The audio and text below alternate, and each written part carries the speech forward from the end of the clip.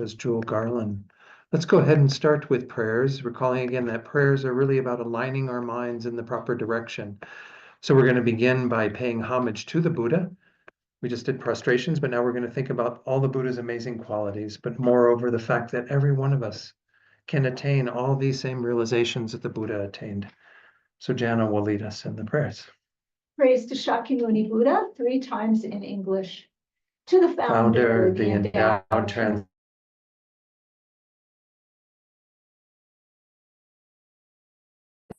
fully awakened being, perfect in knowledge and in good conduct, Sugata, knower of the world, supreme guide of human beings to be tamed, teacher of gods and human beings, to you, the completely and fully awakened one, the endowed transcendent destroyer, the glorious conqueror, the subduer from the Shakya clan, I prostrate, make offerings, and go for refuge. To the founder, the endowed transcendent destroyer, the one gone beyond, the foe destroyer, the completely perfected, fully awakened being, perfect in knowledge and in good conduct, Sugata, knower of the world, supreme guide of human beings to be tamed, teacher of gods and human beings, to you, the completely and fully awakened one, the endowed transcendent destroyer, the glorious conqueror, the subduer from the Shakya clan, I prostrate, make offerings, and go for refuge.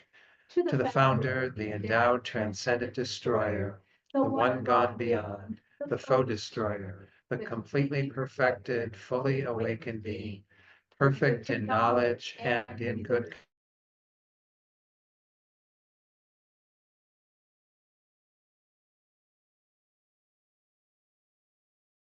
Sugata, knower of the world, to you, the completely and fully awakened one, the endowed transcendent destroyer, the glorious conqueror, the subduer from the Shakya clan, I prostrate, make offerings, and go for refuge. Short mandala offering. Once in Tibetan. Saibo ki ju shin me Re va ning shi ni de yan pa ti sangye shi du me te u wa Yokum Nanda Shi Cho Parsho Idam Guru Ratna Mandala Kamyatayami. Refuge in Bodhicitta, once in English, twice in Tibetan. I go for Refuge until I am enlightened. To the Buddha, the Dharma, and the Supreme Assembly. By the merits I create through listening to the Dharma, may I become a Buddha in order to benefit all sentient beings. Sangye Chodam Soki Choknam Janchu Bardu Daki Kyapsu Chi Daki Chunyen Gi Pe Sonam Gi Dola Penchir Sangye Duparsho Sangye Chodam Soki Choknam La Janchu Bardu Dakmi Kyapsu Chi Daki Chunyen Gi Pe Sonam Gi Drola Penchir Sangye Duparsho. Okay, thank you, Jana. Let's do a short meditation now before we start the teachings and just give ourselves a chance to come into this space and focus the mind a bit. And then I'll lead you in setting your motivation for tonight's teaching. So spend the first few minutes just working with the breath in whatever way you prefer to meditate on the breath, trying to hold your awareness of the breath whenever the mind wanders, just gently guide the mind back to the breath. So again, we'll do this in silence for just a few minutes and then I'll lead you in a short reflection.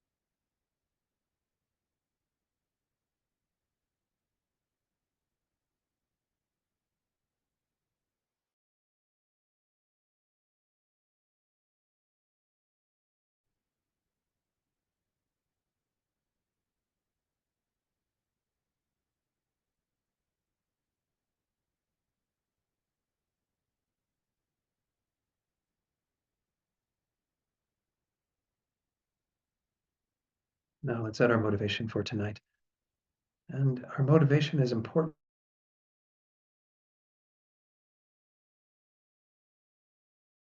What we bring to our actions in from those actions. So here we're trying to set our mind the optimal result, the best result for ourselves, and talked about this mind a bit last week.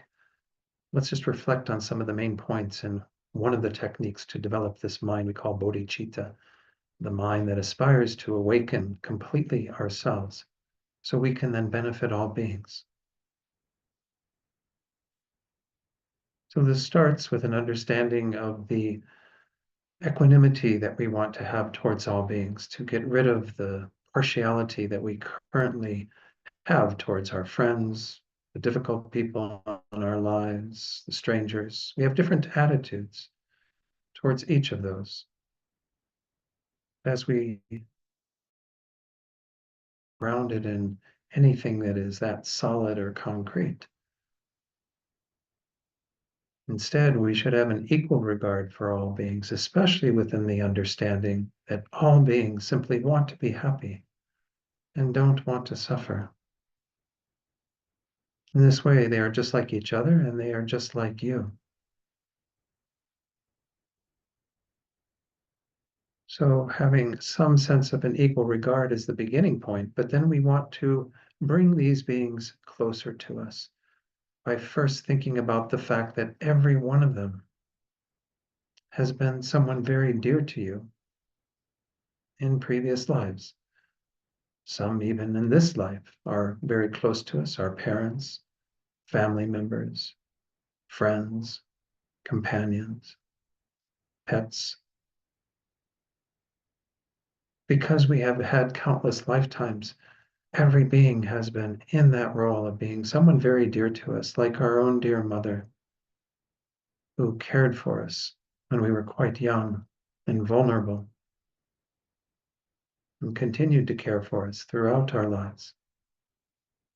Every being has been in that same role, an amazing caregiver to us. And we can recall the incredible kindness that they must have shown us when they were our dear mother or father, someone very close to us. And this should naturally bring us to a place of wanting to reciprocate, wanting to repay the kindness of others in those ways, as well as the myriad ways that sentient beings contribute to your welfare right now, the beings who make it possible, to have heat in the building where you're at, to have light, to have food in your stomach, to have gas in your car or whatever it is that runs your car. And we depend upon others and their incredible kindness. So in these first steps, we try to generate this feeling of closeness, kinship to all beings, and a deep appreciation for the kindness that they have shown us. And on the basis of that, we generate the love that wishes for those beings to have the happiness they seek. And moreover, the great love that wishes to place them in that happiness, to bring them to unparalleled happiness and well-being. And just feel that love in your heart right now as best as you can. And then accompany it with the mind of compassion that wishes for beings to be free from their suffering, everything that causes their suffering. And also the great compassion that aspires to do this for beings, thinking I myself will remove them from suffering and all the causes of suffering. In this way, we generate these two thoughts of great love and great compassion that aspire to helping sentient beings to have exactly what they need for their ultimate well-being.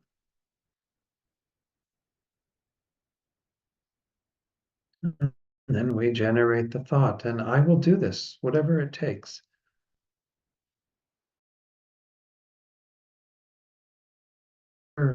Skills, abilities that I will need in order to lead others out of suffering and into complete happiness. And how I can do this the best way is by becoming a Buddha myself.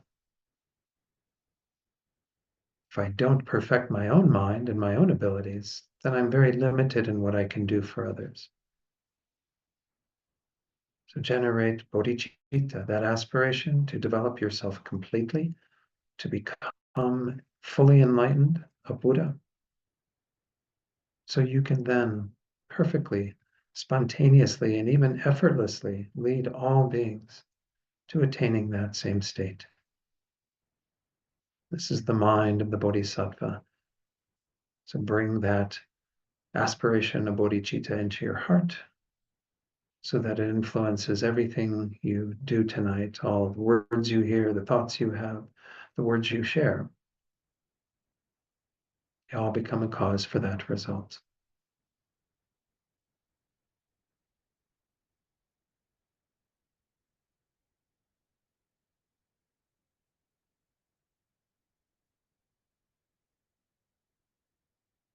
Okay, let's go ahead and start our class. So again, this is the second class. We didn't get very far in the text last week because we were spending kind of a good part of the time looking at this very first two lines of the text. Let me go ahead and put that on the screen. I'd have to back up just a little bit in terms of the slides here. But we had this very first part of it. Well, actually, no, that's right. I left it at the beginning. Sorry, don't have to do that. Because there's a little bit more I want to talk about in regard to this. These are the first two lines of the text after the homage. I won't go through the homage again, but this is verse 1. The very first two lines are discard all lingering doubts and strive with dedication in your practice. Well, what is your practice? Your practice is essentially the practice of bodhicitta and living your life according to the principles that are entailed in the bodhisattva's life, how to live kind of according to that aspiration and that motivation. So I spent most of last week looking at what does it mean to be kind of having this dedication in your practice, to live your life from that point of view of every action being with the aim of benefiting all sentient beings. I want to talk a little bit about this, discarding all lingering doubts, and then we'll see if there are any questions on last week. Because I didn't really talk about that. One of the doubts that we might have is with regard to our own ability to become enlightened. There's some wonderful verses from Master Shantideva. Most of you know this text, The Way of the Bodhisattva, it's called sometimes. Again, depends upon the translator and how they translate it into English. But this is from that text in the 7th chapter that's all about this joyful enthusiasm we can have for our practice. It says, oh, but how could I become enlightened? We might have that thought, well, here's measly little me. How can I possibly become a Buddha? Don't excuse yourself with such despondency, Shantideva says. The Buddha who declares the truth has truly spoken and proclaimed. We all have Buddha nature. Let me talk about this just a little bit, because again, this is the basis for the ability for every one of us to awaken fully, is that we have what we call Buddha nature. Buddha nature isn't something you can point at and say, oh, there's my Buddha nature. It's essentially referring to the fact that our minds are fundamentally pure.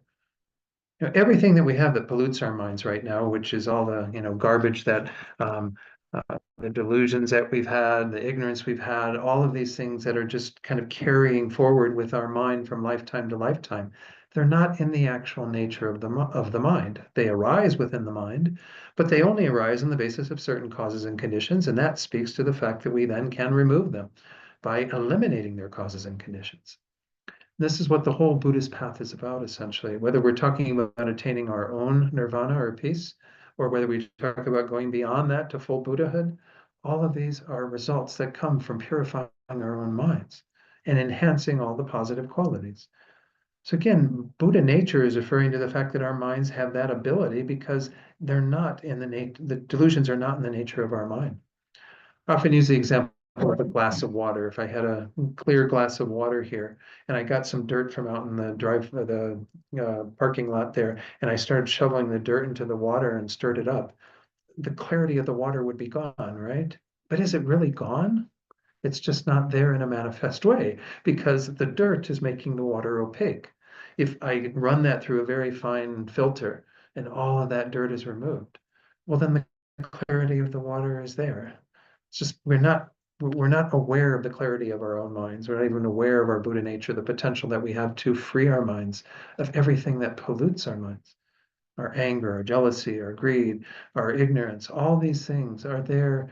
They use this wonderful word that we don't use in English so much, adventitiously, which means that they are there simply because nothing has come along to be a counterforce to those.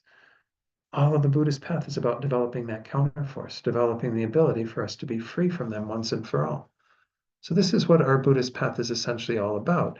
Every one of us has Buddha nature, therefore every one of us can become a Buddha, can do that work at us or uttering a few words at us or waving a magic wand or whatever the case might be.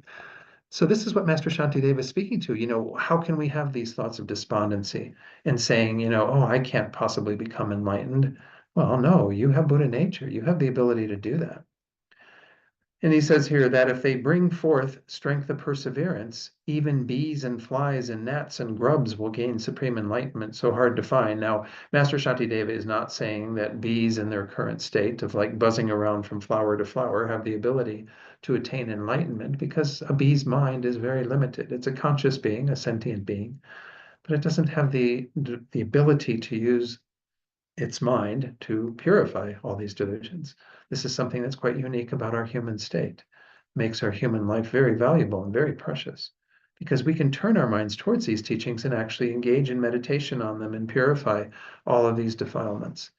But every being that has a consciousness, which is every being, that's where in Tibetan the word for sentient being is semchen, which means mind possessor. Sem is mind, and Chen is like the possessor of a mind. So every being that we point to, whether we're talking about microorganisms all the way up to, the largest beings that exist in the world, these are all Semchen, sentient beings.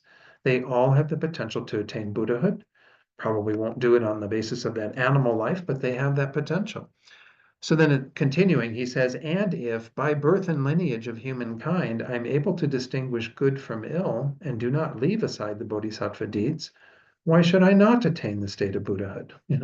If I actually engage in what we're talking about in this text, as well as in the teachings that lead us on the path to enlightenment, what are often called, again, the stages of the path teachings, there's no reason why we wouldn't become enlightened. In fact, they say if you put all the causes and conditions together, enlightenment is going to happen whether you want it to or not, because that's kind of a silly thought, because we want it to happen.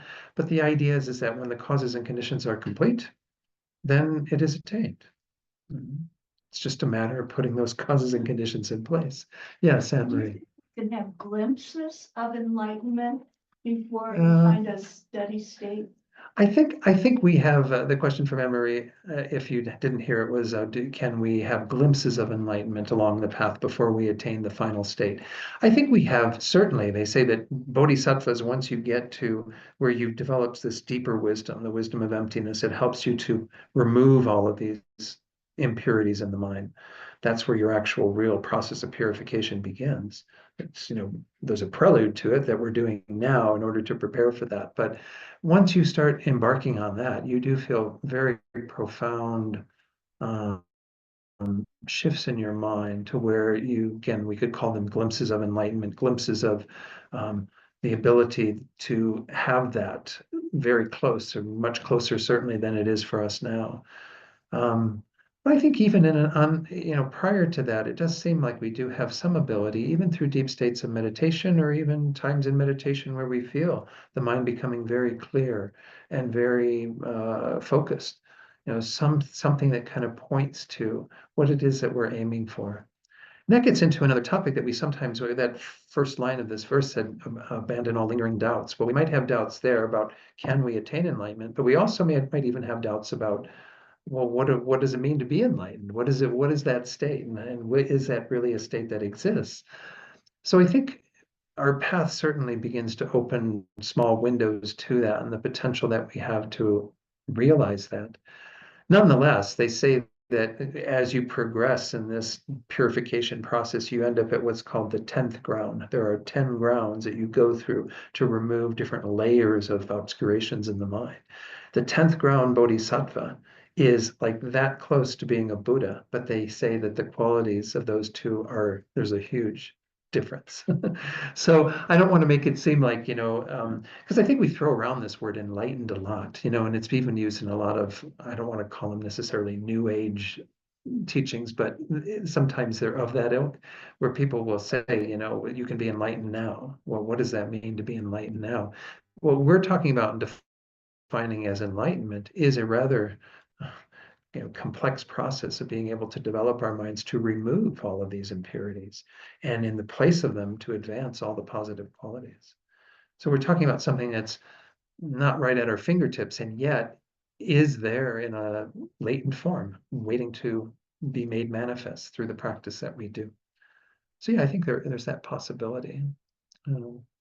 Once you attain Buddhahood, and let me just talk about that a little bit, because we talked about these meditations that lead you to attaining bodhicitta, the wish to become a Buddha for the sake of others. Well, when you become a Buddha, what's the difference? Well, of course, you've done all that purification, but moreover, you have empowered your mind to be able to manifest in whatever ways will benefit other beings. And it sounds a little woo-woo. I mean, Alex used to say that, right? Alex, who used to come here for teachings, but it's a little strange. We get to a place where suddenly you've become this enlightened mind that is embracing all beings in all realms and manifesting in whatever way will be useful for them. Now, again, you might wonder, well, then where are they? Where are all the Buddhas? Why aren't they here appearing in front of you right now? Well, it has to do with our own karma. Every one of us having to get through our own obscurations that will allow us to be more and more in the graces, if you will, of the Buddhas, of that enlightened energy. In fact, Lama Tsongkhapa, who was, came a few centuries after Lama Atisha, but expounded upon much of what Lama Atisha taught. He, had these amazing visions of his teachers appearing in the form of these Buddhas. I think I mentioned this last week. Maybe I didn't. Can't remember where I mentioned some of these things. I'm doing a number of teachings these days, but he had purified his mind to the point where he actually had these visions of, Buddha bodies in front of him. Like we have the statues and the tankas and all of these represent the Buddhas. But if you imagine that appearing in front of you with this light body and moving and acting in ways that are just like we act and so on, giving you teachings, I mean, that would be pretty amazing, right? Well, you can have that. You have to purify your mind a bit to get to that first, though. So again, all of this is indicative of what Buddhas are trying to do for us. They are doing everything from their side to send out this enlightened energy, these enlightened waves to awake us up, to get us to realize these deeper truths and to actualize our potential. And that's what they're doing from their side. What we have to do from our side, of course, is keep opening up to that more and more through our practice. That's what this essential, first part of this verse is saying. We'll put it on the screen again, where we're essentially looking at the fact that we have to abandon any doubts we might have about the path. Let me go back to that. Whoops. Discard all lingering doubts, get rid of anything that gets in the way of us thinking that somehow we can't achieve it or that the result isn't going to be capable of doing what we would like it to do, or even the path that will lead to that, having any doubts about the path, and strive with dedication in your practice. Just be really dedicated day in and day out to living the life of a bodhisattva, which means continually tending to our minds, engaging in whatever practices will complement that process of removing what is negative, enhancing what is positive.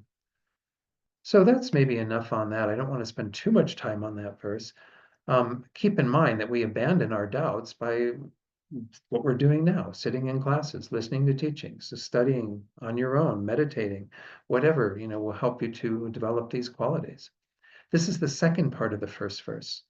Thoroughly relinquish these obstacles, sloth, kind of sleepiness, heaviness, mental dullness, which can be similar to it, but this is where you just have a dull state of mind when you're meditating or engaging in things, not necessarily sleep. And then laziness. Laziness is a big thing in Buddhism that we try to understand the complexities of and address. And then it says there, and strive always with joyful perseverance. What is the antidote to our laziness? That real kind of enthusiasm we bring to our practice. But let's talk about all three of these. This sloth or sleepiness, we notice this often in our meditation, right? Where we sit down to meditate, and because maybe we haven't gotten enough sleep or whatever is going on, there's just this, nodding off, and then you bring your head up when you realize that you're falling asleep, but you just can't meditate because of that sleepiness. Again, now, if you have a sleepiness that is due to the fact that you've been up for, 24 hours or something and you need to get some rest, well, then get some rest and then do your meditation when you've replenished your strength of mind. But if it's something where, you really could do something to address now, there are plenty of remedies to that, such as opening the eyes a bit more. We have a tendency to meditate with our eyes closed. They say it's good if you can keep the eyes open just a little to allow some light in, but maybe you even need the eyes wider open so that you're bringing in more light. Not so much that you get distracted by what else is in the room, but at least something to keep that alertness there. There's also meditations we can do on bright lights that we can visualize, to brighten the mind, to not go into that kind of dark, dull place. The second one, which was mental dullness, is when we might be able to stay awake, but there's just this kind of heaviness to the mind, like the mind's really kind of foggy, sort of foggy mindedness. We know this as well. Most of us who've been doing meditation, you might have periods where, again, that might be how the mind's manifesting. You might not notice it as much because you think you're doing fine. Oh, yeah, I'm kind of paying attention to the breath, but it's just not sharp. And a lot of people who've been exposed to meditation, I hope that most meditation teachers don't teach this, but they think meditation is all about just kind of chilling out and relaxing. Well, there is a relaxing component to it, but it's not to make you just like kind of, blah. You're actually supposed to sharpen the mind. Now, in this tradition, we have, again, the two main types of meditation. The first one is developing that single pointedness. We call that our stabilizing meditation. So we did at the beginning of tonight, where we look at the breath. If you're focusing on the point at the tip of the nose with the breath, or you're focusing on the lower abdomen, or you're just being aware of the general feeling of the breath expanding the body when you inhale, contracting when you exhale. However you're working with that, you're trying to stay single-pointedly focused on that. That's an important part of our training because right now our minds are like pinball machines, and that may be what it's like when you sit down to meditate. You try to focus on the breath, but then suddenly, you go up to here. Oh yeah, that was really fun what I did earlier today. Oh, I can't wait to go tomorrow. I'm going to go back there and do it. And then like you go on this little, again, quest for something that's entertaining. It's not that entertaining to watch the breath, trust me. I mean, you've probably gotten that already.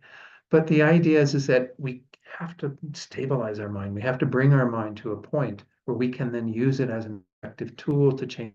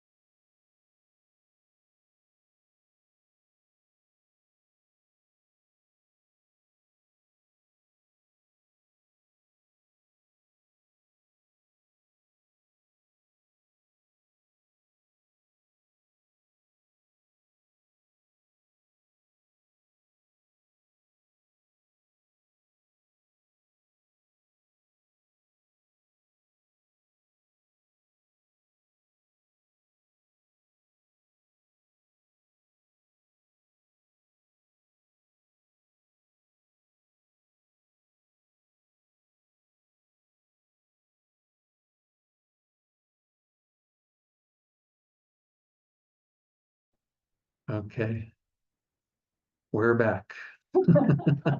Yeah, we lost the connection here, the internet. So what I was saying was about analytical meditation. Analytical meditation is where we take the teachings that we've had an introduction to and we bring them into our minds to see the truth of them for ourselves or to cultivate the states of mind that they are intended to help us to generate, like compassion and love and so on. So essentially, we are doing these two types of meditation in tandem. We focus the mind initially, then we introduce a topic for analysis, and we engage in what analysis we need to do to get us to what kind of the point of the meditation is. So as I said, like if you're wanting to develop compassion, well, then when you get to that place where you're really feeling this compassionate heart that is moved by the suffering of others and wanting to relieve their suffering, then you go back to stabilizing meditation and focus on that. Make that the object you're focusing on, not the breath anymore. Focus on that and try to bring that single pointedness to that feeling of compassion. Or if it's an understanding you're trying to develop of certain topics that are taught in the Lam Rim, the stages of the path, then you try to focus on that understanding. Everything is to increase the power of those ideas through bringing them deeper into our minds through our meditation. And eventually you develop a very stable mind that will become a quite powerful platform for transforming the mind. That's the whole goal, is to really change our minds, remove what is negative again, and increase all those wonderful positive qualities that are the source of happiness and well-being for ourselves and others. Oh, I do need to get back on screen sharing. John, do you have the? Oh, Yeah. But yeah, this is what we're being advised in this very first verse, is that we need to abandon all the things that kind of get in the way of our meditation, right? Because our meditation is meant to help us to do this process of changing our minds. Oops, where did that go? Well, it came out of this. I have to go back here and do, whoops, on the current slide. Let's see. What are you seeing there? Are you seeing, oh, you're seeing the slide. Good. Okay, so I do have one little quote. Let me make sure that this is the verse that I was talking about. Again, thoroughly relinquish these. Oh, I didn't talk about laziness yet. Let me talk a little bit about laziness. We need all the talks we can about laziness and how to avoid it. In Buddhism, we talk about three types of laziness. And, in the English language, laziness means essentially being a couch potato, right? You just, want to lay there and not do anything, just veg out, watch Netflix or whatever the case might be. That's one aspect of laziness, what we might call kind of the indolence, the putting things off because you simply would rather chill out and not do the things at hand, which is your meditation, your practice, your study, whatever. The second one, though, is a laziness. I call this the laziness of busyness. It's the fact that we have a lot of mundane stuff that we get caught up in. And that gets in the way of our practice often. And we give more attention to all of those things because we're quite attached to them. We like to have our time that we do watch Netflix, or that we do, this or that. We like to read a book, or we like to, and we have a structure for our day where there's a lot of things in there that we just like to do them. They're not essential to your, living and breathing in this human body. Sometimes we have to tend to those things too, right? Preparing meals and going out food shopping and all the other stuff that is part of contributing to just our day-to-day, sustenance. But a lot of stuff we choose to spend our time on because we're quite attached to it. So those mundane attachments, that's actually, the Buddha says, a form of laziness, because we are choosing to put our energy and time into those, and the amount of time we have for spiritual practice often is really quite minimal then. And oftentimes we even get to the end of our day and we go, oh, I just did so much today, but I just can't bear the thought of sitting on my cushion and meditating. And so we let it go.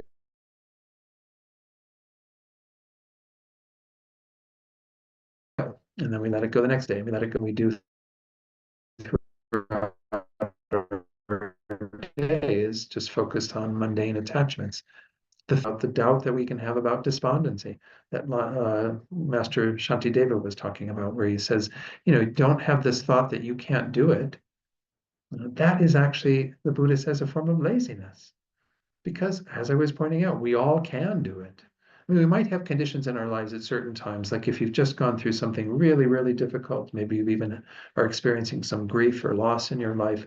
Sometimes it's hard for us to be fully engaged in our practice then. Give yourself permission at those times when life is really hard to say, okay, maybe I need to set things aside for a moment while I restore myself and get to a place where I can actually do more wholehearted practice. But recognize that essentially we all have that potential to change our minds. It's just a matter of doing the work, as Master Shantideva was saying.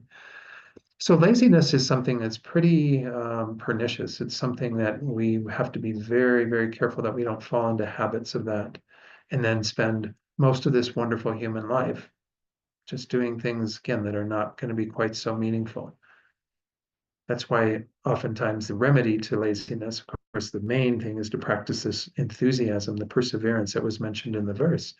But often what gets the kind of the impetus to have that enthusiasm is meditating on impermanence, meditating on your own death. And recall in the Lam Rim, they say essentially, first of all, we are all going to die. No one gets out of here alive, as that book about Jim Morrison was titled, right? You will have to die. Every one of us is going to have to die. It's inescapable. The second point, that the time of death is uncertain. This could be our last day. You know, might go to bed tonight and have a heart attack in the middle of the night, and that's it. Or something else could happen, a natural disaster, who knows what. Every day is a potential last day. Every minute a potential last minute. I've said this before, I don't have the statistics to back it up because who I'm talking about are all the people who die. But in any one day, I would hazard a guess that about 99.9% of the people who die didn't think they were going to die that day. Whether it was an accident or not isn't the point. Even people who are in hospice and on their deathbed might still think, but I still could live today. I might still live today. You know, we have this very strong in our minds, thinking that we're going to be here forever. Well, we aren't. And we know that from observing all the people who've gone before us. You know, they all thought they were going to live forever too. I mean, we don't really think forever, but we keep putting it off as if it's forever. Keep thinking that it's so far out in the future. You know, and the older we get, those of us who do live long enough to start getting old, the more we see that that is really inescapable. It's not that far away, folks. You know, I remember Venerable Rabina, who most of you know, my dear friend Lynn Sonnenberg, who she and I worked at Levi Strauss together in San Francisco, and we kind of started our Dharma journeys together back in the early 90s. And she was about 55 years old when she retired from Levi Strauss. And she started painting or something. And Venerable Rabina was like, Lynn, what are you doing with your life? She says, you're half dead already. I mean, it's kind of a weird way to put it, half dead already. You know, but that's assuming that you're going to live to like 100 plus. Most of us don't live to 100 plus, right? Even if you do live to 100 and whatever your age is now, I mean, start thinking about it. For many of us in the room, we've got less years remaining than the years that we've already lived. Perhaps even the years we practice Dharma. It's hard to say. Every one of us has to do our own investigation. But we live our lives as if we got this huge, you know, kind of vast amount of time out there in the future. This could be it right now. So laziness can be overcome very easily by just a few minutes of reflecting on, you know, death and impermanence and recognizing that that is right around the corner. So let's see what's showing here now. Okay, you got the slide. Great. So joyful perseverance, again, I don't want to talk too much about each of these, but that's one of the main forces that we use to go on the Bodhisattva path. It's actually said to be the fourth of the six perfections. Most of you know about these six perfections or paramitas.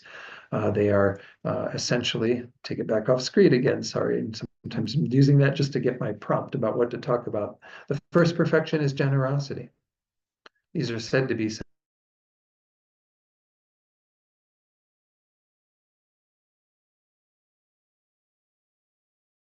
their behavior in the world. The third one is patience. Patience pretty tough. I mean, that's one where, again, you want to be able to be patient in the midst of whatever is happening, whatever suffering you're having to endure, or whatever complexities of life are, you know, appearing before you, causing you pain, suffering, what have you. And then the fourth one is joyous effort. It's kind of interesting that they say patience is easier to practice than joyous effort. It does make you think about what do we really mean by joyous effort or this joyful perseverance. It is a mind that will, you know, right now we might have a joyous enthusiasm for a few minutes here and there when we're doing our practice, or we have a really good Dharma book that we're really enjoying reading or what have you. But do we have that kind of enthusiasm every moment of our day? Probably not. I think the bodhisattvas who have that kind of perfected, where they've developed that ability, are just amazing in their continuity of practice. And we can see it in some of our teachers, right? The way they model bodhisattva behavior, like His Holiness the Dalai Lama. Those of you who knew or have seen, recordings of Lama Zopa Rinpoche, who was our spiritual director, who passed away about 2 years ago now. We're kind of waiting for his reincarnation to appear to help us again. But we see these beings that they are like every moment of their day, they're dedicated to Dharma and to helping other beings. They don't have those moments of like, hey, back off, I need to chill for a while and watch Netflix or whatever. I mean, again, I'm not putting us down because we still have minds that need to do those things. Recognize that that's also part for us.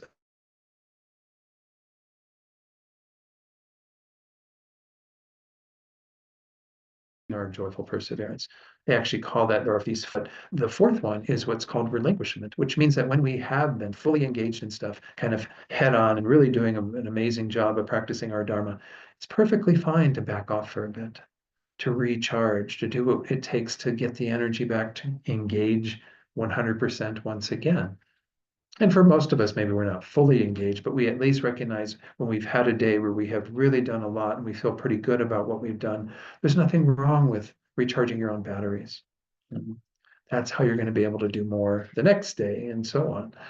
So this is important that we understand the skillful way of incorporating this joyful enthusiasm or perseverance into our practice. It doesn't mean that we become like our own worst enemy and just beat ourselves up all the time because we're not doing what we should be doing, and then we feel bad. And when we even engage in more practice, we aren't even feeling that and good about it because it just feels like a chore.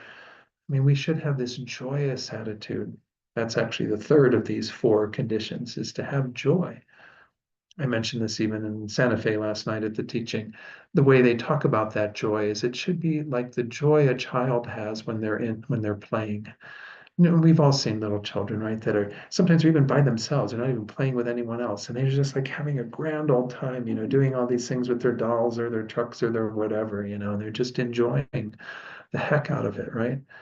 Do we have that kind of joy when we do our practice? And that's what's also going to sustain it, is if we actually are delighting in what we're doing. Essentially, this joy or joyous effort is defined as a delight in virtue, a delight in what will bring about your happiness and the happiness of other beings. So that's the kind of antidote to all of these to some degree, but mainly to laziness. That if we actually engage in our practice wholeheartedly and with great joy, then we will have a very different mindset, a very different experience. So let's go on then to the next verse. I didn't even stop for any questions yet, though, but were there any questions up to this point? Or even on last week's teaching? Yeah, it's good that you have questions. Questions means that we're thinking about it to some degree. I'm not saying those of you who don't have questions, you aren't thinking. I'm just saying that this is where questions come from, right? Is when we actually think about, well, Don said this, but I wonder, is that really true in the light of this or in the light of that? So certainly questions are always welcome, but if there aren't any though, we'll carry on. Let's go back to the screen then and go on to the next verse. So again, we have that verse 1. Oh, I did want to share a little bit about this. This is the one book that I initially found out about this text. It's called Advice from a Spiritual Friend. This is from the very early edition of this. It's been republished, I think, a couple of times. So these page numbers might not line up with whatever version you might have of this. This is taught teachings by Geshe Awan Dargye, who happens to have been Eloise's teacher, one of her gurus. So as J. Tsongkhapa has said, remember Tsongkhapa I talked about earlier lived about 1357 to 1419, I think are his dates. Wear the protective armor of enthusiastic perseverance and increase it like the waxing moon. This is what we want to do, is kind of wear that armor that doesn't allow us to get discouraged or to have these other despondent thoughts. Also, Chandrakirti said, all profound and superficial goals follow from enthusiastic perseverance. With it, anything can be accomplished. We know this even in mundane affairs, right? You can't get a lot done in the world without some kind of energy and enthusiasm for what you're doing. Otherwise, it becomes kind of a drag and you're not so, don't want to put that much time or energy into it and so on. Even worldly affairs, we require some level, some measure of, enthusiasm. But for our Dharma practice, we should have incredible enthusiasm. Now, if we had put the amount of enthusiasm into Dharma practice, even in this life, that we put into so many of our other worldly things, we'd be enlightened by now, or at least much closer. So, again, don't beat yourself up because of that, but recognize the value of that enthusiasm, that it will serve its purpose of helping you to get to that state quicker, and therefore others will be able to benefit from you being enlightened quicker. So, verse 2. With mindfulness, vigilance, and conscientiousness, constantly guard the gateways of your senses. Again and again, 3 times both day and night, examine the flow of your thoughts. So let's talk about the first 2 lines essentially. This is talking about some very important powers of our mind that we can bring to bear while we're on the cushion, certainly, but also when we are out day in, day out, going through our daily lives, encountering people and things. But this idea of constantly guarding the gateways of your senses, we need these tools in order to make sure that we don't get totally caught up in all the things that appear to our 5 senses.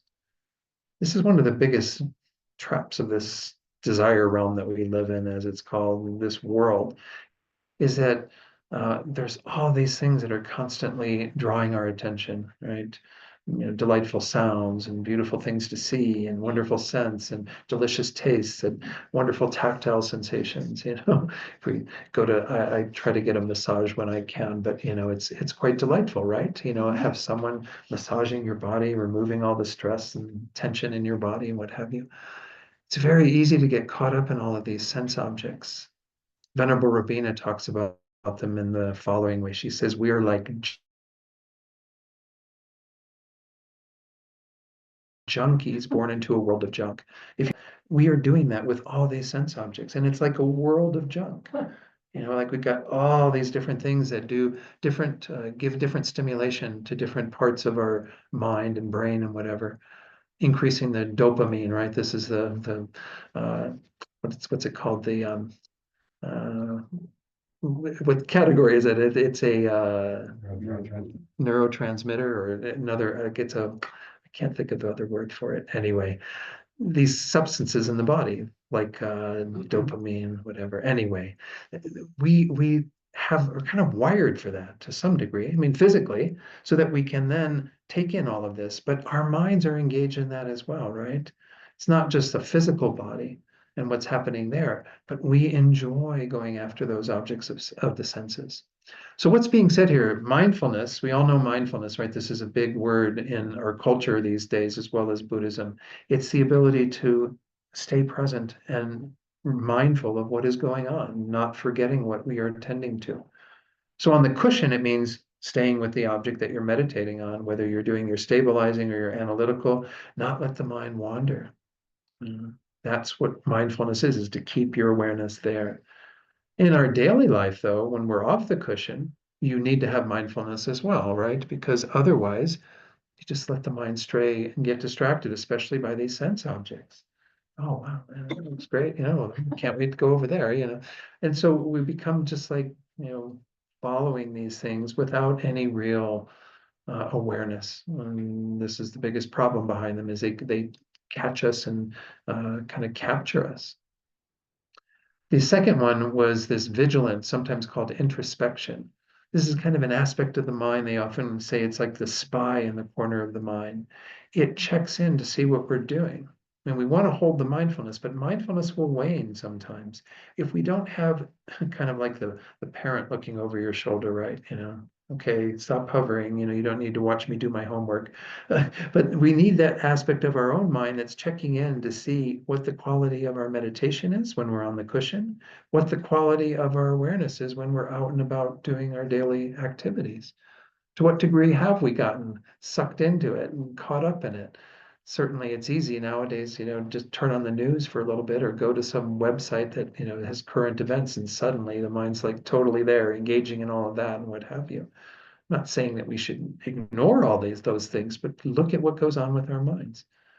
The introspection kind of checks in and goes, okay, you're not doing what you're supposed to be doing, and then you make a correction. You pull back to a place of having that greater mindfulness and awareness. Conscientiousness, the last of those 3, is kind of this guiding force that keeps us aware of what it is we're supposed to do.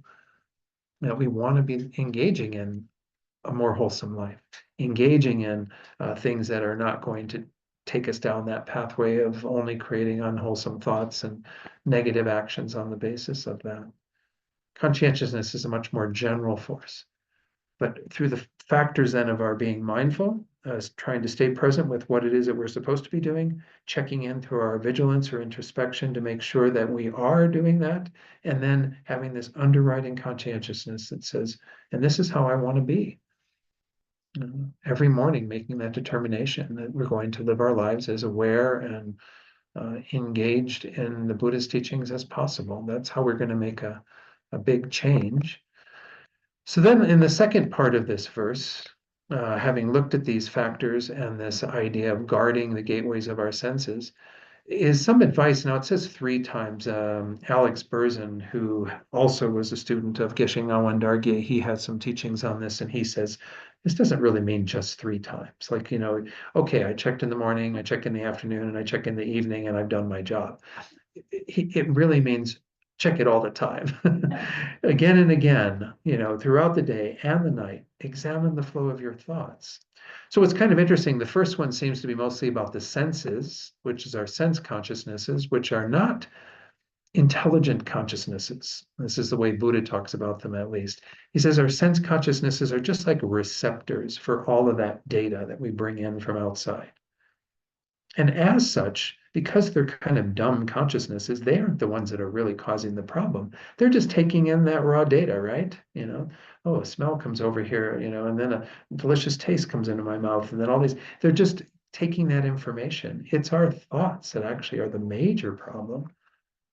But of course, these two work in tandem, and so the thoughts say, yeah, I want more of that. And then our sense consciousnesses, keep trying to get more of that stimuli and what have you.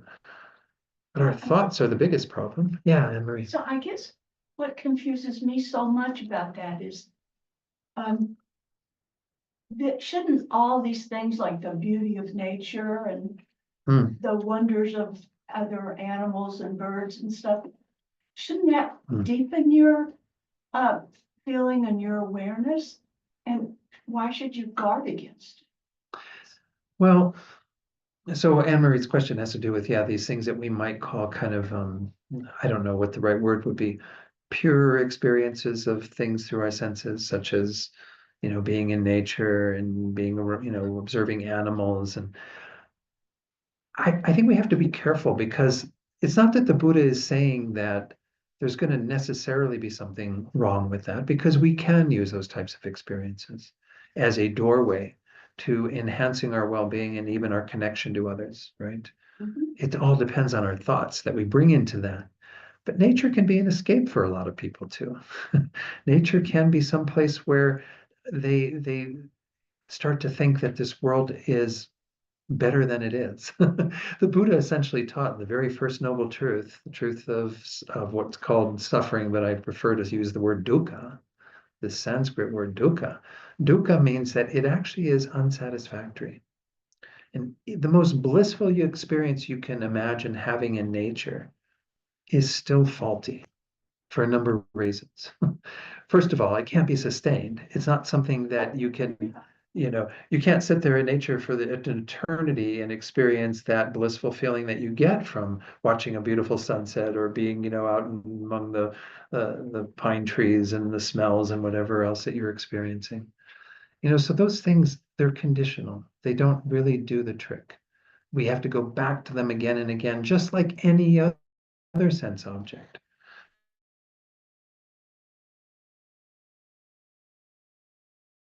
So I don't want to elevate them to this, like people who are cultured, they think, oh, well, if I listen to this type of music and I go to the plays and the opera and all these things, well, then I'm engaging in a more elevated life that isn't really in the nature of being unsatisfactory or suffering. It still is, regardless of what your object of attachment is or whatever it is that you are being driven towards, you are still dealing with something that's quite conditioned and is not the final solution.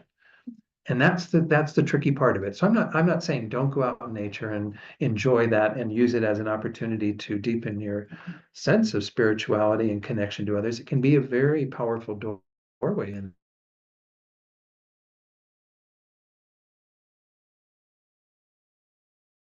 because it still is. In spite of whatever delightful experiences we can have in this conditioned world, that was the first noble truth, that they're all dukkha, they're all unsatisfactory. Even the most blissful experience we can imagine in this human life. And there are lives that have even other sorts of existences, gods and demigods and what have you, that even have even more blissful experiences than what we have in the human life. Those aren't even a solution. None of these are a solution.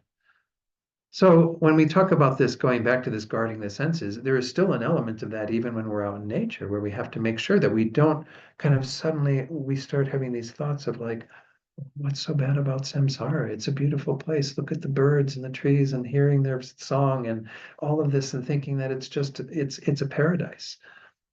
Oh, it isn't. Because even those places that we might call paradises that are still within samsara, that are even greater happiness than here, aren't the solution. So, I'll just give you an example. uh-huh. So in the morning, I like to do a gratitude thing. Mm-hmm. And my big gratitude is for the sunrise. Mm-hmm. And I take pictures of it every day. Mm-hmm. And should that be guarded against? Well, again, we want to guard against the things that are going to cause thoughts that are potentially erroneous from arising. Just like I was saying, like if this conditions us to thinking that this world is actually okay and that we don't need to make effort into any sort of dharma path to change things, then I think it becomes a problem. And again, whatever that is that it's appearing to you in this array of sense objects, whether it's the sun coming up or whether it's, an ice cream treat or whether it's whatever, all of these things have that potential to kind of draw us into that space of thinking, hey, it's not really that bad. What are you talking about? Life is dukkha, that everything's unsatisfactory. It still is as nice, or again, I want to go back to that idea, though, that if we use these things as a portal through which we can actually change our thoughts in a more positive way, then there's nothing really wrong with that. There's no guarding of the senses necessary there, because we are essentially taking that information in and we're processing it in a very different way. Like, for example, if you sit down, maybe somebody takes you out to a really delicious meal. I mean, tomorrow's Valentine's Day. Maybe somebody is, going to take you out somewhere where you're going to have this really delicious meal. You can sit down and have that delicious meal and eat it completely with attachment, right? You can just be constantly looking at, getting that next piece in your mouth and the next piece in your mouth and consuming it until the plate's empty, right? You can also do an amazing act of generosity while you're eating it, thinking about others, thinking about, okay, the first thought, I'm eating this to sustain my body. Yes, it's a very nice meal that's prepared with all kinds of additional stuff to make it even more delightful and delicious. But it's essentially about helping me to have the strength and sustenance to continue my spiritual path, to continue living in this body and doing what I'm doing. Trying to help others. But then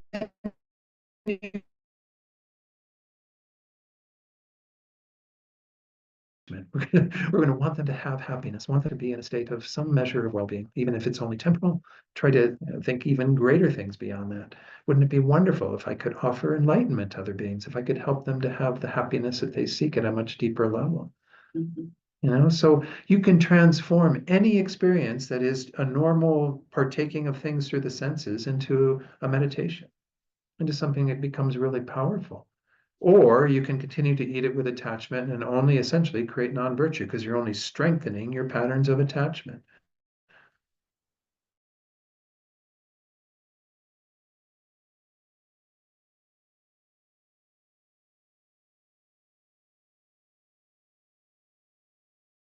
Things that you put faith and confidence in that are sensory experiences or thoughts or whatever, are they in and of themselves a source to true happiness? Examine it, see if it's is or it isn't, and then make your decision what you want to engage in on the basis of that analysis.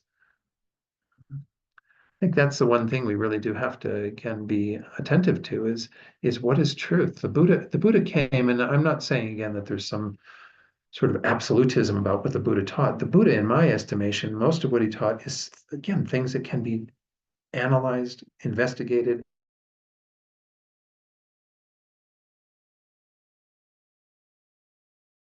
Is life really satisfactory?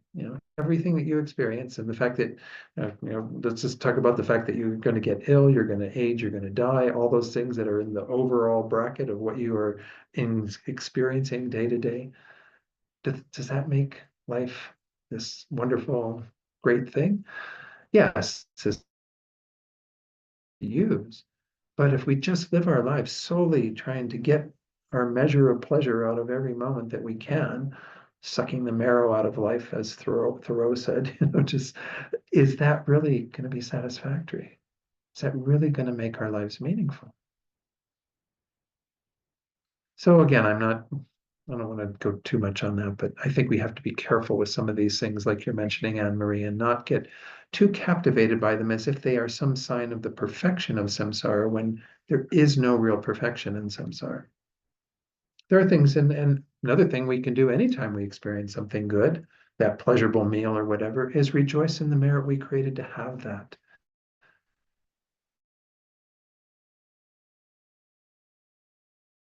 Tonight, there's a little bit coming up on karma. Karma, that you are the creator of all your experiences. And by you, I don't mean you, Anne Marie, Don, whatever. I'm saying the continuity of your awareness that gave karmic imprints that ripen into the experiences that we have.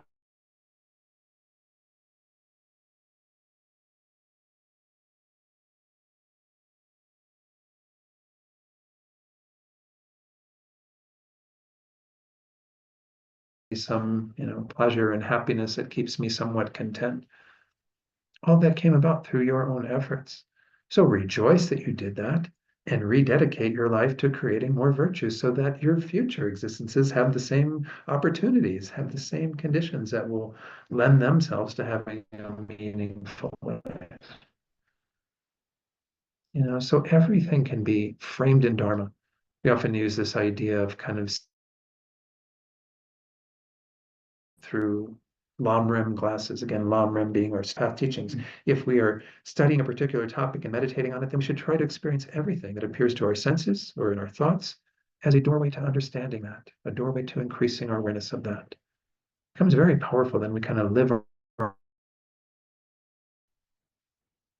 Okay.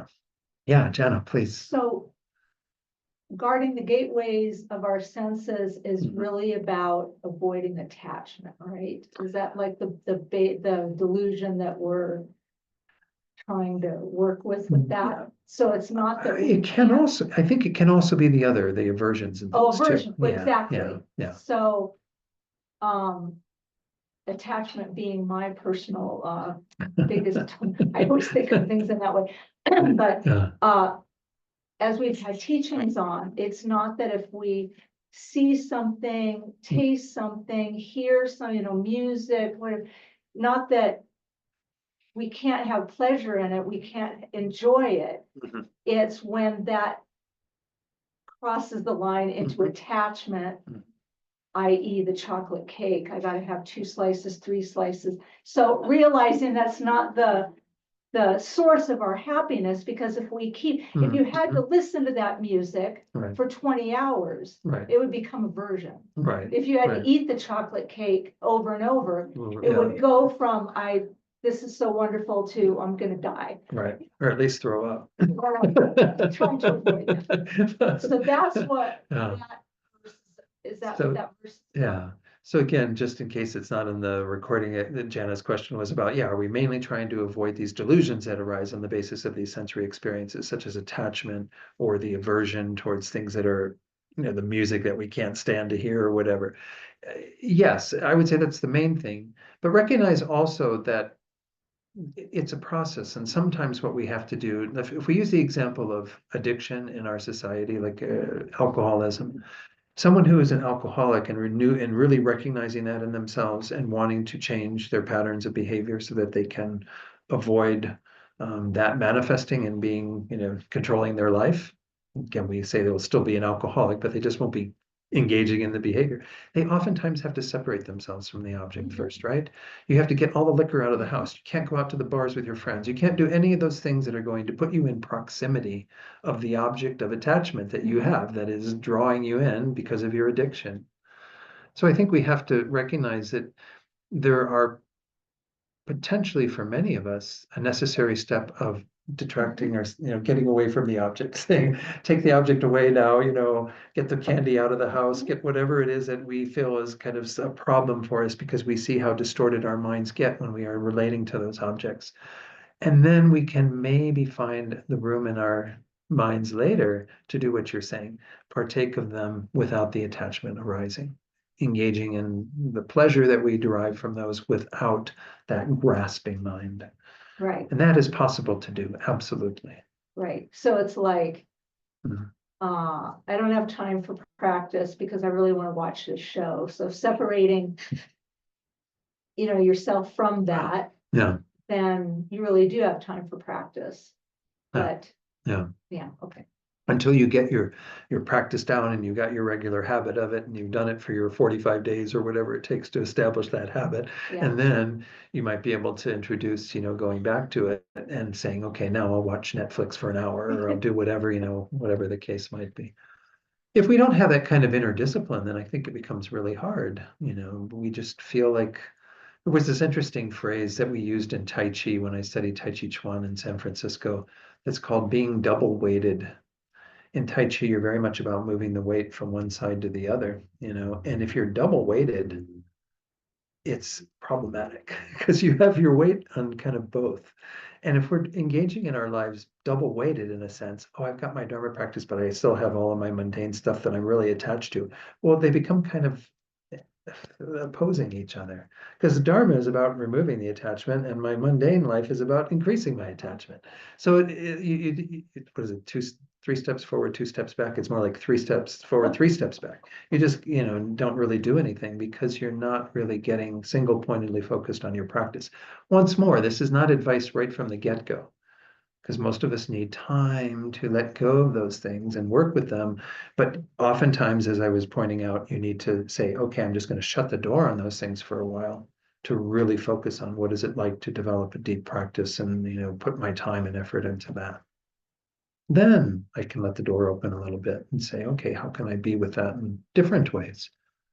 In ways that aren't so problematic, draw me in and increase my crazy attached mind. Let's move on. I do want to get into a few other verses. Otherwise, this course will go on for. So, examining the flow of our thoughts, very important. There is one little verse I think I have here from once more, Master Shantideva. His 5th chapter is called Guarding Alertness, which is that kind of vigilance and that attention to our minds that conscientiousness is trying to create. He says there in the very first verse of this chapter, those who wish to keep the trainings, and Bodhisattva trainings in particular, because that's what his whole text is about, must, with perfect self-possession, guard their minds. Without this guard upon the mind, the trainings cannot be preserved. We have to have some, again, discipline and guarding of our minds so that we aren't going all over the place. Let's go to verse 3. This is a kind of interesting one. I remember hearing this verse and not knowing what text it was from before I even had heard of this text. Later, again, I found it through that book by Geshe Ngawang Darge's teachings on it. It says here, reveal your own shortcomings, but do not seek out others' errors. Conceal your own good qualities, but proclaim those of others. This is the opposite to what most people do in the world, and maybe we can include ourselves in that. Again, all these teachings aren't about looking at others and seeing them being the model of that behavior, but rather looking at ourselves and saying, okay, to what extent do I reveal my own shortcomings? Am I willing to be somewhat, not concealing things, but actually being willing to say, yes, yeah, I know I'm not there yet. I'm not practicing at that level, or I'm not doing whatever the case might be. But don't do that with others. Don't sit there and pick them apart and think, oh, well, you're not a very good practitioner and you're not really doing good enough meditation and you're not studying enough or whatever.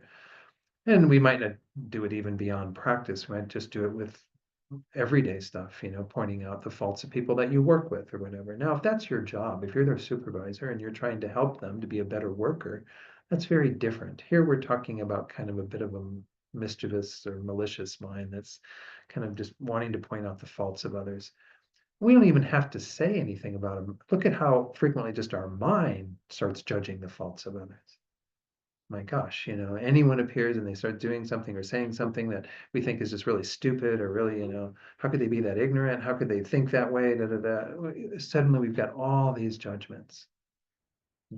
Why seek out everyone else's faults and errors? Oftentimes that's our ego wanting to boost itself up and think, oh, how wonderful I am, that I have all the correct thoughts and all the proper ways of looking at things, right? So we have to be careful there. That's just usually an ego booster thing. The opposite of those behaviors, of course, or of that in particular, is to proclaim the qualities of others and then to accompany that with our own humility, with concealing our own good qualities. And there's no point in kind of tooting our own horn, especially around our spiritual path, because every one of us, I'm talking about myself here, I don't know all of your realizations. You all could be Buddhas for all I know, but I can't really speak to my qualities when I haven't attained this amazing goal yet. I'm not there. But even beings who are there don't seem to talk that much about their qualities, right? His Holiness the Dalai Lama, frequently, when he begins a talk, he'll say, "Oh, I'm just a simple Buddhist monk. I don't have any great realizations. I'm just, and we're all like going, yeah, come on, tell us about your realizations," because we want to believe in our hearts that he's got a lot more going on than what he's letting on to, right? But that's what His Holiness is showing, the way to be humble, the way to not be so much about revealing our own stuff and how wonderful we are, but really to try to encourage others by pointing out their good qualities.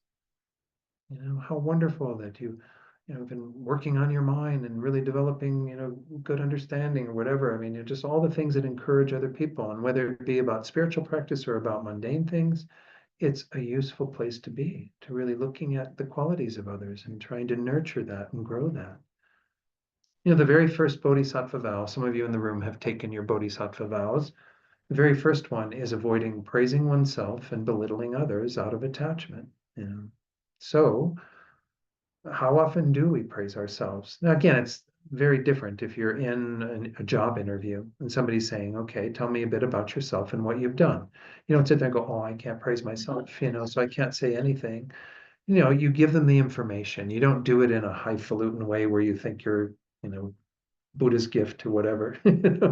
You do it in a way where you think you're just simply trying to convey the information. Well, I've done this. I work for this company, and my duties were this, and da da da, and I helped produce this project or whatever. You go through what you've done, but not in again a boastful way, in a very humble way. And you could even speak to, oh, and I had a really good team I work with here, and we really got a lot done because of the teamwork that we were able to accomplish, and so on. Trying to bring others in as much as possible, not make it all about ourselves. We can still communicate those things, but we don't do it with this kind of proud mind. So again, this is a wonderful verse to reflect on. And to what degree, as we're going about our daily business, do we refrain from having those kinds of thoughts of judgment and what have you towards other people, trying to find everything that is wrong with them? Again, as I said, that's often about boosting ourselves up. So you can do a little reflection on that. There is a little bit I want to share from Geshe Ngawang Dargye again. Drom Tompa, who was Lama Atisha. Remember I mentioned Drom Tompa last week. Lama Atisha is the composer of this text. He lived about 1,000 years ago, came into Tibet from India. Drom Tompa was his heart disciple. And he said he said at one time, if you can see your own faults and never look for those of others, then even though you may have no other good qualities, you are actually very wise. That's another really that'd be a good fortune cookie at the Hunan restaurant.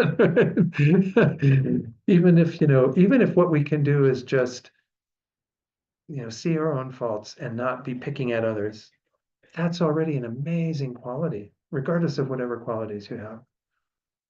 Again, I know in the West we get into a lot of this self-denigration and even self-loathing and self-hatred because we see our faults. I'm not talking about inducing those kinds of minds. The practice of Buddhism is very wholesome. It should make you feel good. I know it's not easy looking at our faults, but we're doing this in the same way that I mean, look at the vanity we have sometimes when we get in front of a mirror and we're looking to see, oh, what do I look, is my hair right? Whatever. We do that to just like get rid of any faults in our appearance, but we aren't like going inside and willing to like smooth the rough edges in there. I think we have to just be honest with ourselves and know that if we do that work of looking at our own faults, being aware of them and doing what we can to address them, that's the only way we're going to make any progress. But if we're constantly looking for the faults in other people, and that's the only work that we're doing, right? Is I'm really good at telling who's selfish and, mean and whatever out there. Well, Tim, it's not going to get you very far. Unless what you see in others you use as a mirror to hold up to yourself and go, and I have that too. Many Tibetan teachers have told me that if we are seeing those faults in another person, it's because we have those faults ourselves, right? Or we wouldn't recognize them. We wouldn't know about them, Oh, they're kind of full of themselves. Well, guess what? Who's full of who? So we have to kind of use these as mirrors. Don't use them as these absolutes that we're finding in others and that we're getting really, really good at judging other people and what they have or don't have. One more quote. This is from Jason Kappa, I think. Jason Kappa has said, your own attainments and insights should be like a butter lamp burning inside a vase. It illuminates the interior, but is not displayed outwardly. So we have, nurture your own little inner qualities and let them be kind of not that, I don't want to say, talking about them being overtly obvious, like where you're just kind of putting them all out there. You're taking the vase, the lamp out of the vase and just letting it spill out so everyone can see and admire your qualities. You're still going to have those qualities affecting your behavior with others. Absolutely. That's the whole point, is that we have those inner qualities and then we live from that place. But don't be showing them off. Don't be displaying them outwardly. Let's do one more verse maybe, and then we'll conclude for tonight. Well, this is the first two lines of verse 4. Forsake wealth and ministrations. How often do we use the word ministrations? It can mean things like, people paying attention to you, giving you support, giving you, accolades, what have you. All these things that we tend to get quite involved in our worldly life. And at all times relinquish gain and fame. Well, you have a lot of things being mentioned in here that are very much akin to something I've taught on here before a number of times. The 8 worldly dharmas. I hate to bring those guys back in here, but they are a recurring show appearing almost every night and day at a theater near you. So for your dharma practice to be pure, it is necessary to have abandoned the comforts of this life, that is to have renounced the 8 worldly dharmas. And once more, going back to what Jana was saying, these things in and of themselves are not the problem. To have pleasant things in our lives or unpleasant things, it's our relationship to them. It's what we're doing with our minds. Because we're coming from a place of attachment. There are 4 concerns that we are attached to getting, and we want to have those in our lives, right? And we have 4 that we are attached to not having, and so we push those out of our lives. These 4 that are painful and difficult, yeah, those are going to be tough, but they actually can be amazing well springs of learning if we are able to work with them. That's again within what we call mind training. This text is a part of the very first text in that genre of mind training that kind of helps us to work with whatever it is that is appearing to us. If it's a pleasant thing, well, then we can work with our minds in the ways I talked about earlier when you're sitting down to have that meal. If it's an unpleasant thing, well, you can work with that too.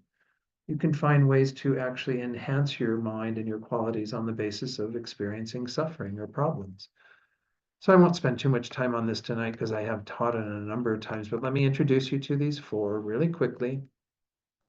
Again, there's 4 pairs. So we have the first, being pleased and attached when we're receiving wealth, and being displeased when we're losing wealth, right? When we have things that are disappearing, or we lose money on the stock market, or whatever the case might be.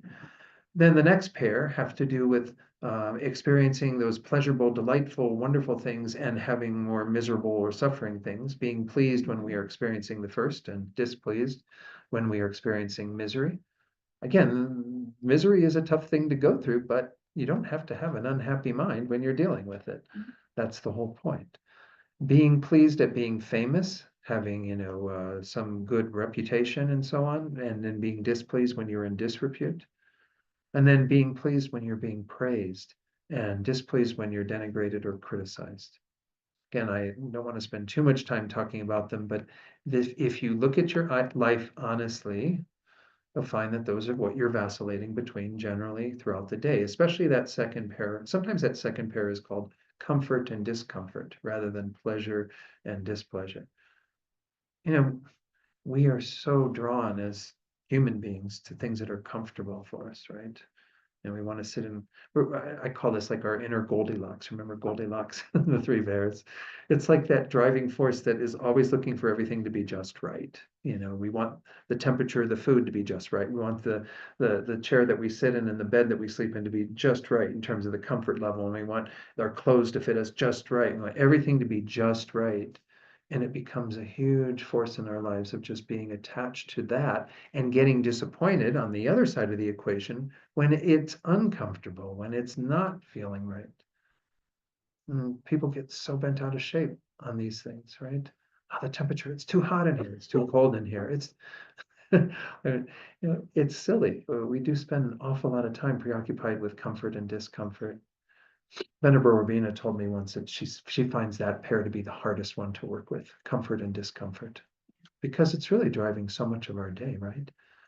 Kind of make sure the temperature is quite right in my car, in my home, in this. I mean, again, you can have those things, going back to what we said earlier, you can have a comfortable home, you can have all that, but watch the mind of attachment. We can often tell how attached we are to something when we don't get it. And if you don't have that comfort, if you, are disappointed because it's not there, well, then that is a registration of how deeply you are attached to having that. If you're kind of okay with getting it and okay with not getting it, well, then you're not so attached, right? Doesn't matter so much. Again, there's a lot of teachings on the 8 worldly concerns. I don't want to belabor this. I think I've got one more slide to show and then we'll conclude tonight, maybe a question or so. But no, there's a couple more. We'll do those at the beginning of next week. Any questions or comments on anything we've talked about tonight? Yeah, Jana, please. Geshe gives me a hard time every summer when I'm driving him and, I want him to be comfortable, right? Right. He's got the robes on and I'm dressed in a short sleeve shirt or whatever. So turn on the air conditioning and then it's too cold. And so I, turn it off. And after this goes on for a while, he kind of makes fun of me and he'll be like, it's okay to not be comfortable. Like he'll talk about how we're really used to being comfortable, but it's okay to not be comfortable. Okay. Every time. Air on, air off. Air on, air off. But it's a really good message. I remember Geshe was talking to one student in Santa Fe, and she was talking about how annoyed she gets if she's out in a park and somebody is smoking a cigarette nearby. Because we've done a lot to get rid of the discomfort of cigarette smoke around us. Those who don't smoke, those who do smoke, don't see the problem, right? I used to be a smoker back before. I mean, I was smoking in my office and everything. People coming in to meet with me, they can't believe what I inflict.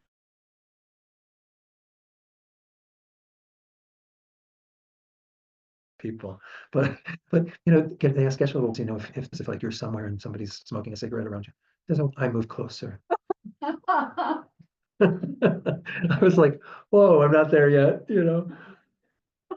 right?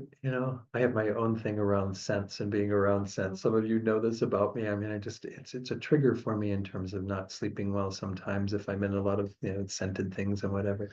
So I've got my own attachment around a lot of this, but, I try to not be crazy about it. Can't control everything, right? But this is the thing, is we do have to just be okay with not being comfortable all the time. I mean, the one example I often use for this is the middle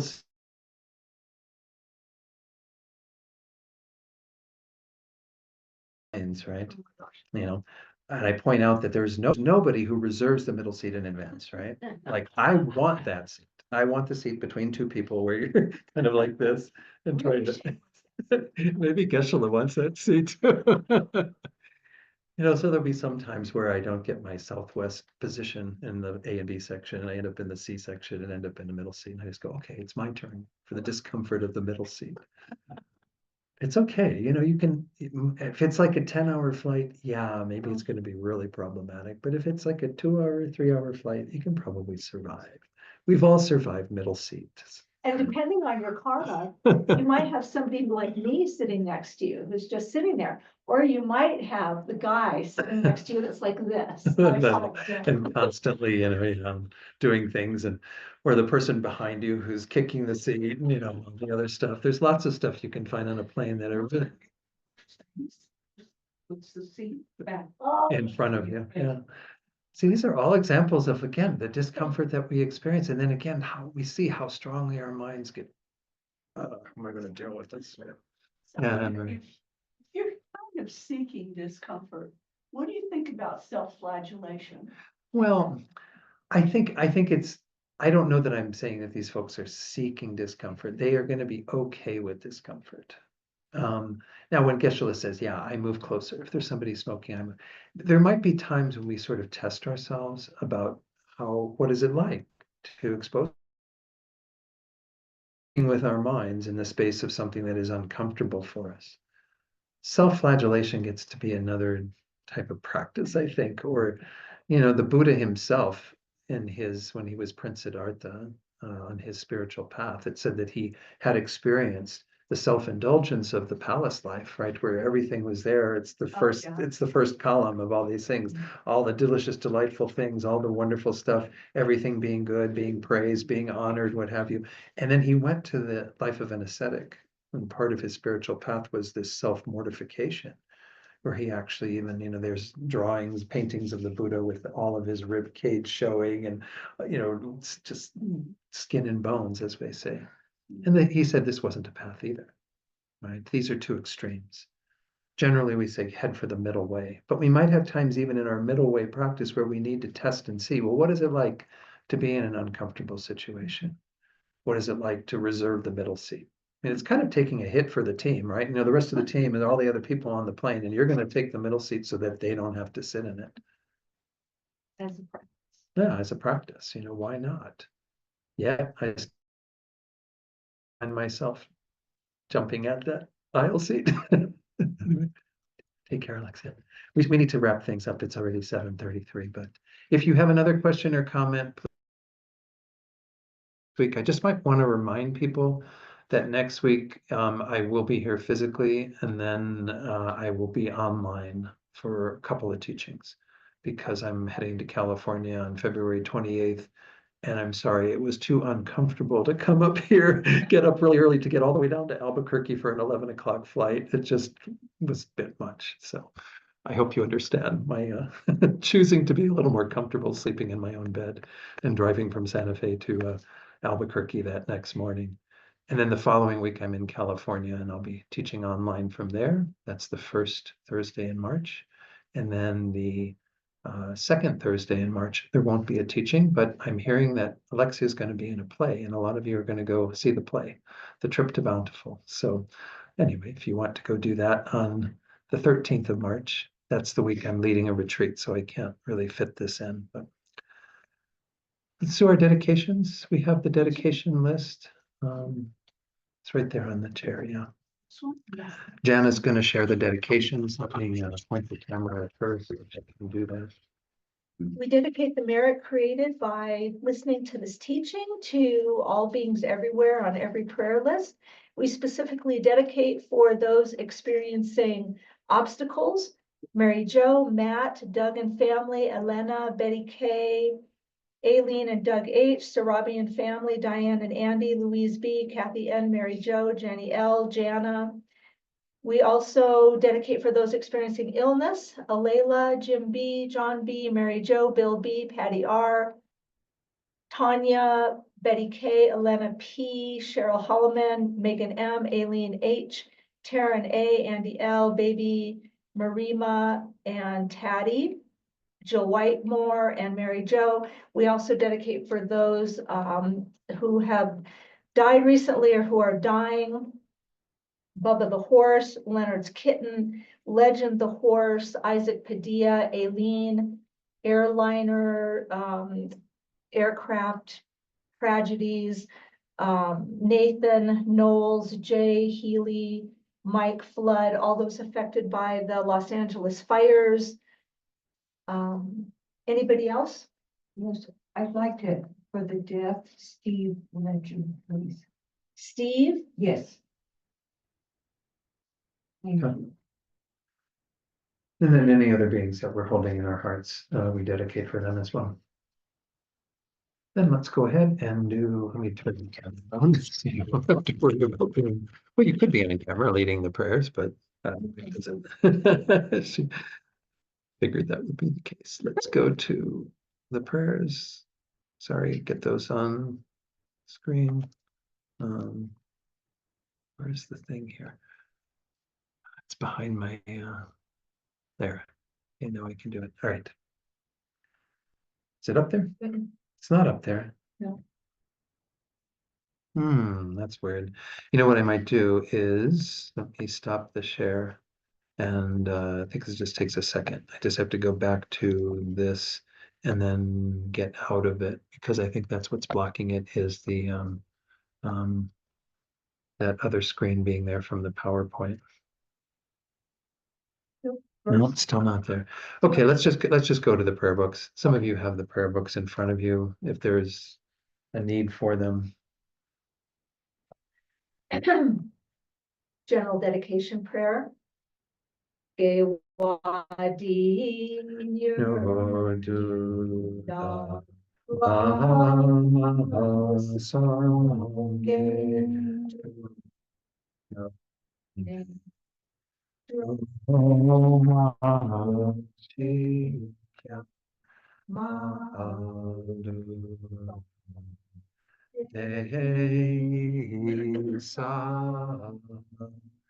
Go Harsho Anchu Sam Chagrin Poche Ma Ke Panam Ke Gyurche Ke Wanyam Pa Me Payam Gong Ne Gong Du Pelwarsho.